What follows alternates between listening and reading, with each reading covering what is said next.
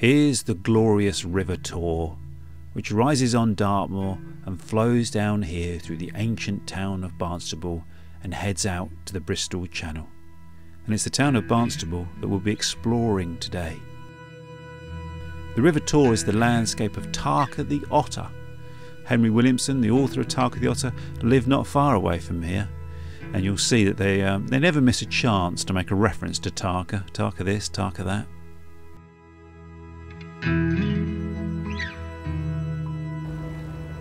The magnificent Long Bridge, originally built in the 13th century and improved at various points again in the 18th century and I think in the 20th century. But it's been a bridge here for 900 years or more. So I'm actually down in Barnstaple visiting my dad who moved down here a number of years ago. But it really is a fascinating town steeped in history, all condensed into quite a small area. Our first point of interest is going to be a Motte and Bailey Castle, a Norman castle, just on the edge of the town up here. Obviously we'll pass a couple of places on the way. And it really is a remarkable little town, Barnstaple, and it's sort of a little bit overlooked these days. If you come down to the southwest, down to North Devon, you're heading out to the coast. A lot of you will have heard of Barnstaple, will know it, because you've probably driven through it or driven by it on your way to somewhere like Woolacombe or Ilfracombe, any of those beautiful North Devon beaches. And there really are stunning beaches along here. We were down at Instow Beach yesterday, which is one of my favourite little beaches in this area. You've got Appledore Shipyard just opposite. This was once a really significant place, but we'll kind of unwrap that as we go. I love this old Art Deco building here. Must have been built, I would have said, as a cinema or a theatre. It used to be a nightclub, but it looks like it's all boarded up now. But it's a majestic building, isn't it? There's been a town on this site since at least the 900s, probably earlier, because this is one of Alfred the Great's burhs, his fortified townships, enclosures that were built to defend against the Danish Viking raids. Barnstaple suffered quite badly in those raids, at least in the 800s, so it probably was some sort of settlement by then. And some of the street plan of Barnstaple dates from that time. At least two of the streets in the town were there by the 930s when it first starts being recorded. So it's a town with some proper heritage. And the old railway line that led from Barnstaple out to the sea is now a cycle trail, the Tarka Trail. It's really wonderful walk or cycle. I was along there at Instow with my dad yesterday, walking a short section. You really get that sense of it being an old railway line. You can feel its heritage, you can feel its history. And I think James May actually did a project where I think he put a Lego railway along there from Barnstaple to the coast. In the Middle Ages, Barnstaple became really quite a prosperous town based on being at the centre of the local wool trade. And it had a charter to export wool from the harbour here on the Taw. And that really made it a kind of bit of a boom town in the Middle Ages. And where we stood now was the site of an old exchange, which was rebuilt in the 18th century and named Queen Anne's Walk. I think that statue behind us we'll have a look at dates from 1708 or 1710, something like that. And this series of mosaics and the little piazza here tell the story of the town from the Viking raids up to the present day. And this is where the 18th century merchants would do their business and make their deals here. And they would shake hands on it over the tomb stone, which dates from even earlier and is still here. It's in places like this that you can really feel history come alive, can't you? You can imagine it, you can hear the sounds of their footsteps and the murmuring of their deal making as they shake their hands, and probably go off to celebrate somewhere, wouldn't they, with a cup of something, I would have thought. And this is interesting. It says in front of this spot there formerly stood the Great Quay, from which in 1588 there sailed 5 of the 6 ships from North Devon which joined Sir Francis Drake's fleet at Plymouth and helped to defeat the Spanish Armada. The 5 ships were furnished by this town, and their names were the Dudley, the God Save Her, the Tiger, the John of Barnstaple and the Unicorn or the Prudence. I'd say that building looks like it could be Georgian there. That's a real lovely mixture of architecture in Barnstaple town centre.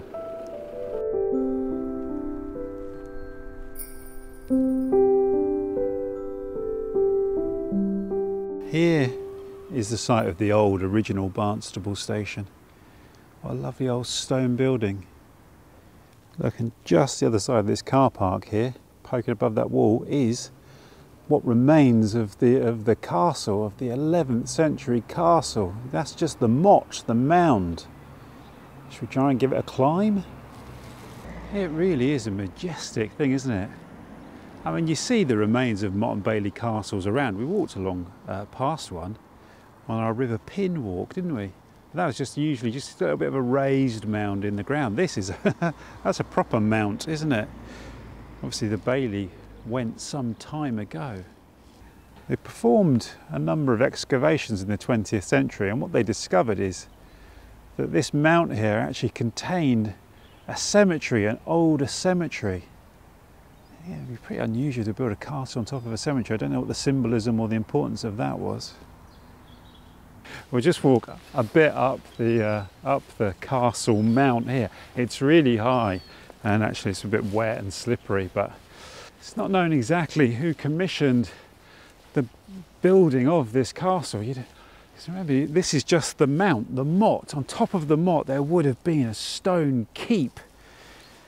It could have been built on the behest of William the Conqueror when he was harrying and putting down the southwest. On the other hand, it may have been built slightly later. King Stephen gave it over to, I think it is a family called the de Tracy family. It was held by Joel of Totnes at one point as well. But it actually fell into disuse quite quickly, and by 1326 the stone keep was in disarray, where people were stealing the stones to use for building elsewhere. And by 1601 the final walls blew over in a storm.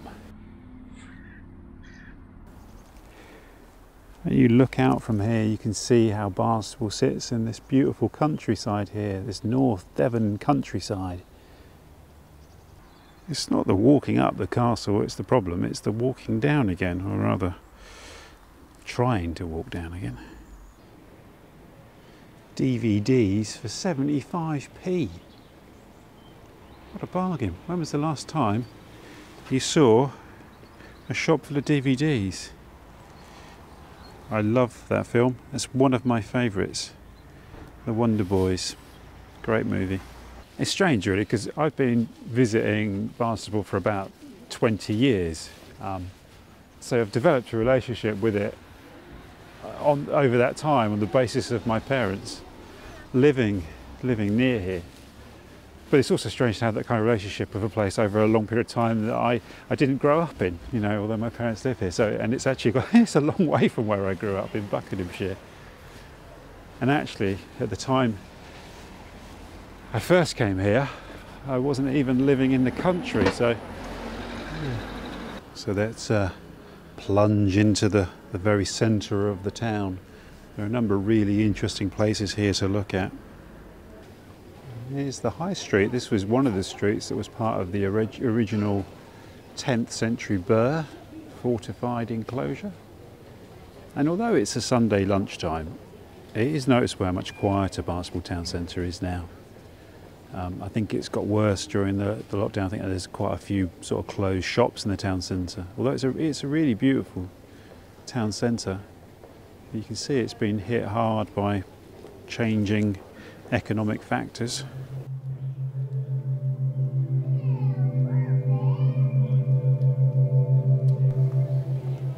This is Joy Street, and Joy Street contains a couple of very interesting references. The first one here is Poundland. This site here was the birthplace of the poet and dramatist John Gay, who was born here in 1685. And Gay is best known as being the author of The Beggar's Opera, would you believe?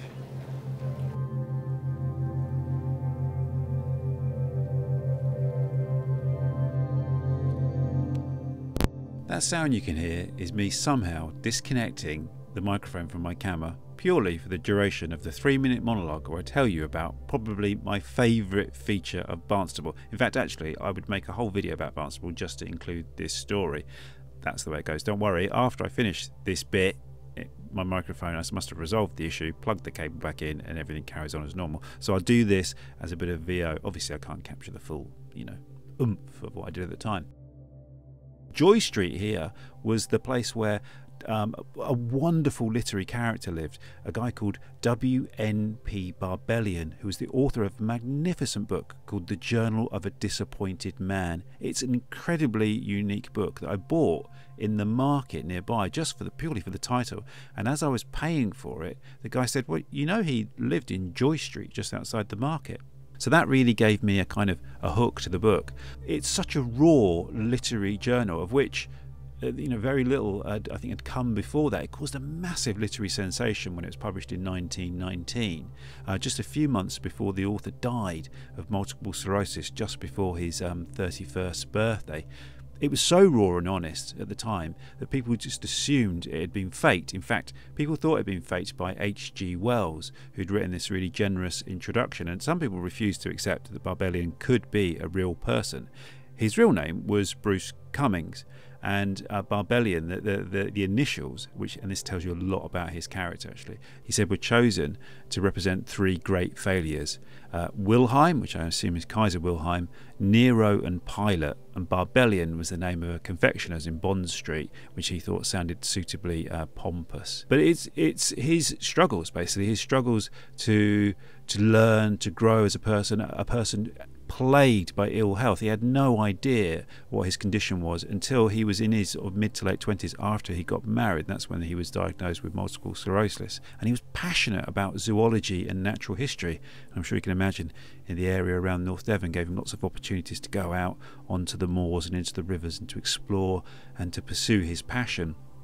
And he struggled. He wanted to be a great man of letters, and he wanted to be somebody in the world. And growing up in a little town in Devon, I suppose he thought that was probably a bit of a struggle. But he persevered, and his ambition was to work at the Natural History Museum in London, which he eventually achieved. And I think sometimes it's his London diaries, which obviously I found the most kind of poignant. Trying to looking for romance, looking for love in the great lonely city. It's a really, really beautiful book, and I highly recommend looking it up. And Barbellion is one of the great sort of 20th century literary characters.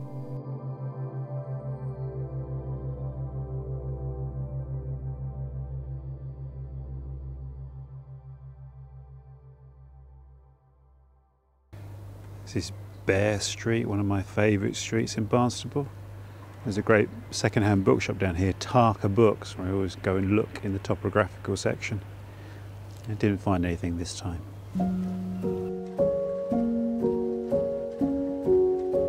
This is the wonderful Queen's Theatre. I've never actually been in it. They apparently do a great panto, but you get a lot of touring acts come here, a lot of touring stand-up comedians play here. And now we'll go down one of Barnstable's finest streets, Butcher's Row, but where there's only one butcher left, sadly. These little shops that used to have, not all butchers, but I think there were at least 5 here when my parents moved down. So now there's only one. Sort of a mixture. I think there's still some interesting food places here though. And this is one of the real wonders of Barnstaple, the Pannier Market. It was built in the 1850s along with Butcher's Row for the sale of produce. Now they have various things on sale on different days here, but it really is a beautiful building, isn't it? This being a Sunday, obviously there's no trading. When you see it in full flow, it's quite a place. Always love coming in here.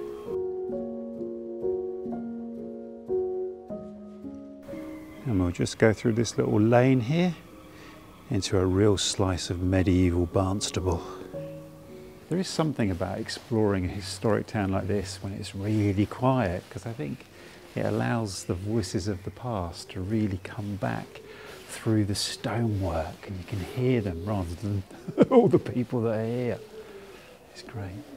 We're just walking alongside actually Two of the oldest buildings in Barnstaple. So this is St Anne's Chapel. It's one of the oldest buildings in Barnstaple, and it's believed to date from the 14th century. And this is Barnstaple Parish Church, which was dedicated to St Peter in 1318, but they say that the stonework is at least 100 years older than that. So it's a church of real vintage, sat right in the heart of the town. And look at this glorious little cobbled lane here, Church Lane. It leads to some quite old almshouses down here. And there's a school that dates from the 1620s. So these almshouses here and the adjoining school were established by Alice Horwood, wife of a wealthy merchant, Thomas Horwood, in 1659. And the school was for the education of poor children. It was a free school.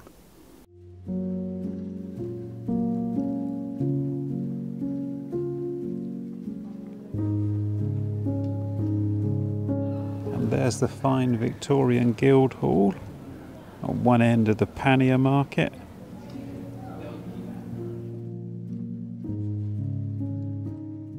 Here's a little interesting feature that I must have walked past hundreds of times and never noticed before. Look, it's the poor box. Dates from 1895. I guess that's where you could make donations to the poor. Look at this building here, what an absolute beauty. I love that balcony up the top there. Wow.